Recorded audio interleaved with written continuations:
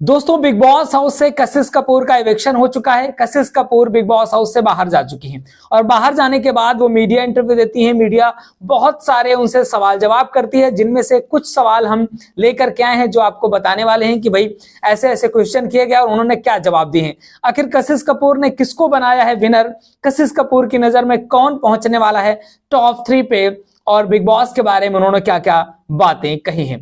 पहले इनसे क्वेश्चन किया जाता है कि भाई आपको क्या लगता था कि आप फिनाले के इतना नजदीक जाकर के बाहर हो जाएंगी, क्या आप फिनाले में जाना डिजर्व करती थी? तो कहती हैं बिल्कुल, मुझे नहीं लगता था कि मैं इतनी जल्दी बाहर आ जाऊंगी। मैं उन लोगों से तो अच्छा ही खेल रही थी जो लोग मेरे से पहले आउट हो जाने चाहिए थे, जैसे कि ईशा हैं, चुम हैं, इनको मुझसे पहले आउट हो जाना चाहिए था, ऐसा कशिश को लगता है। बाकी भाई आपको क्या लगता है लिख डालिए कमेंट बॉक्स में। और इसके अलावा कहती हैं कि मैं फिनाले में जाना डिजर्व करती थी। एटलीस्ट जितने भी वाइल्ड कार्ड आए थे उनमें मैं सबसे बाद में निकली हूं, सबसे बाद तक मैं रुकी हूं, तो मुझे फिनाले में भेजना चाहिए था, इनको बाद अभी निकालना नहीं चाहिए था। इसके अलावा बोलती नजर आती हैं कि दिग्विजय भी मुझसे पहले आउट हो गया था और मैं सबसे लास्ट तक रुकी हूं, तो मेरा गेम काफी अच्छा था। और शुरुआत में भी ये बोलती नजर आई थी एक लाइव के दौरान कि भाई राजा का बेटा राजा होता है और वही पहुंचता है, ये लोग मुझे टॉप 5 पे नहीं ले जाएंगे। तो इनके माइंड में ये चीज पहले से सेट हो चुकी थी। वैसे भी वोटिंग के आधार पे कशिश कपूर बाहर की गई हैं, ना ही बिग बॉस की तरफ से कोई ऐसा गेम रच करके वापस किया गया है, इनको क्यों भेज दिया गया है। अगला इनसे क्वेश्चन किया जाता है कि भाई आप दिग्विजय के साथ आई थी, दिग्विजय के साथ आपकी एंट्री हुई थी, क्या कारण रहा कि आपकी पहले की तरीके फिर से दुश्मनी ही देखी गई, आपकी दोस्ती दोबारा यहां पर भी नहीं हो पाई? तो क्या आप दोस्ती नहीं करना चाहती थी? तो बोलती हैं कि दिग्विजय के लिए मैंने ट्राई किया था, मैंने उसे दोस्त बनाने के लिए मौका दिया था, मैं उसकी साइड काफी उसका मैंने साइड लिया, लेकिन फिर मुझे लगा कि वो कुछ अलग माइंडसेट से गेम खेल रहा है, वो मुझे इग्नोर कर रहा है, वो तब मैंने अपना एक अलग साइड बना लिया, मैं एक साइड हो गई। मुझने मुझे नॉमिनेट किया, उसने मुझे सेव नहीं किया, उसने मुझे टाइम गॉड टास्क के दौरान आउट किया, मेरा साथ नहीं दिया, तो मैं समझ चुकी थी कि वो अलग माइंडसेट से गेम खेल रहा है। और फिर मैंने भी शुरुआत कर दी, मैंने भी उसको टारगेट करना शुरू कर दिया, मैंने भी उसे नॉमिनेट करना शुरू कर दिया। पहले दिग्विजय ने ही सब कुछ किया था, इसके बाद मैंने किया है। तो ये बात सही है, कशिश कपूर की यहाँ पर बात तो सही लग रही है कि भाई पहले तो दिग्विजय ने किया था, इसके बाद कशिश ने किया था और तभी उसको नॉमिनेट वगैरह भी इसने करना शुरू किया था। अगला इनसे प्रश्न किया जाता है कि बिग बॉस हाउस के अंदर आपकी नजर में सबसे अच्छा खेल कौन खेल रहा है और घर में आपका सबसे बेस्ट दोस्त कौन रहा है, आपका बेस्ट फ्रेंड घर के अंदर कौन रहा है? तो कहती नजर आती हैं कि मेरा बिग बॉस हाउस के अंदर मेरी दोस्ती चाहत के साथ, ईडन के साथ और रजत के साथ काफी अच्छी रही है, मेरा उनके साथ बॉन्ड रहा है। शुरुआत में मेरा शिल्पा जी के साथ बॉन्ड था, लेकिन शिल्पा जी बहुत चालाकी कर रही थी, जिसकी वजह से मुझे वो बातें समझ में आ गई थी कि वो बहुत चालाकी से गेम खेल रही हैं। और अगर बात की जाए कि घर में कौन डिजर्व करता है, तो भाई सबसे अच्छा गेम यहाँ पर रजत खेल रहा है, रजत टॉप 5 में भी जाना डिजर्व करता है और रजत बिग बॉस का विनर बनना भी डिजर्व करता है। तो मेरी नजर में रजत ही है जो बिग बॉस का विनर बन सकता है। बाकी आपको दोस्तों क्या लगता है कि कौन बनेगा बिग बॉस का विनर? क्या रजत दलाल विनर बनने के डिजर्व करते हैं या फिर कोई और? लिख डालिए कमेंट बॉक्स में।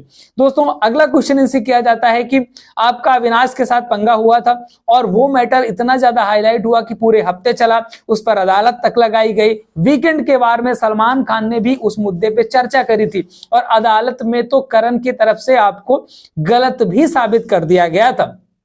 तो कहती नजर आती है जनता सब कुछ जानती है और करण को तो, करण क्या है ना कि वो आग लगाने का काम करता है, उसका काम ही है आग लगाने का और वो जानबूझ के सब करता है। मेरी मम्मी भी जब आई थी तब भी उसने घर पे इन सब मुद्दों पर दोबारा से आग लगाने की कोशिश करी, लेकिन मैंने अपनी मम्मी को रोक दिया कि इस विषय पे बात ना की जाए। और बाकी घर पे जब चाहत की मम्मी आई या मेरी मम्मी आई या फिर विवियन की वाइफ आई, सभी ने उसको बोला अविनाश को कि वो गलत था और उसकी सबने क्लास लगाई, ये तो मेकर्स और सलमान खान है जो उसका साथ दे रहे हैं, नहीं तो वो गलत है।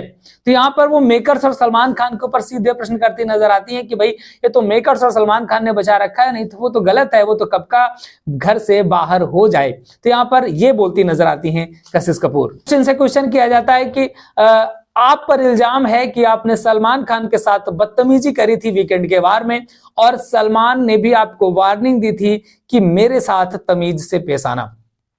ये बात तो है।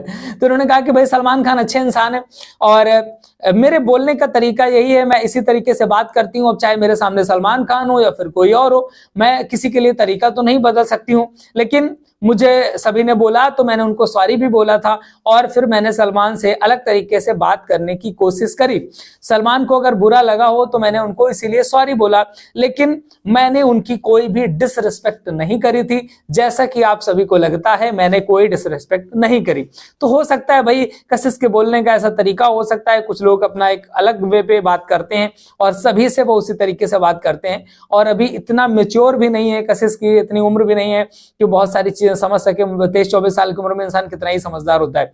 तो अभी धीरे धीरे सारी चीजें आ रही हैं, वो अपने आप समझ जाएगी, सुधर जाएगी। अगला प्रश्न किया जाता है भाई कि करण और विवियन का गेम आपको कैसा लग रहा है, ये लोग किस तरीके से खेल रहे हैं। तो कहती है भाई विवियन का गेम तो काफी अच्छा जा रहा है, और वीकेंड के बारे में जिस तरीके से उसको काफी डांटा गया, उसकी बैंड बजाई गई, तो मुझे तो नहीं लगता है कि उसको इतना डांटने वाटने की जरूरत थी, क्योंकि विवियन अपना एक अलग गेम खेल रहा है। शायद वो उसके गेम खेलने का तरीका यही है, वो अपना 100% दे पा रहा है, मुझे ऐसा लग रहा है। बाकी अगर करण की बात की जाए तो करण का काम सिर्फ आग लगाना है, वो आग लगाने का काम करता है, वो बंदा सिर्फ लोगों को भड़काने का काम करता है और बहुत ही फेक है। शुरुआत में वो बहुत ही बोलता था कि मेरे पास आओ, मेरे पास आकर के बात करो, अविनाश से भी लड़ता झगड़ता रहता था, बहुत सारी चीजें वो करता रहता था, वो अपना एक अलग एटीट्यूड दिखाता रहता था। लेकिन अब थोड़ा सा गेम में उसके परिवर्तन आया है फिलहाल, लेकिन वो फेक बंदा है। अगर कोई भी अच्छा है तो वो है विवियन, और विवियन का गेम काफी अच्छा जा रहा है इनकी नजर पे।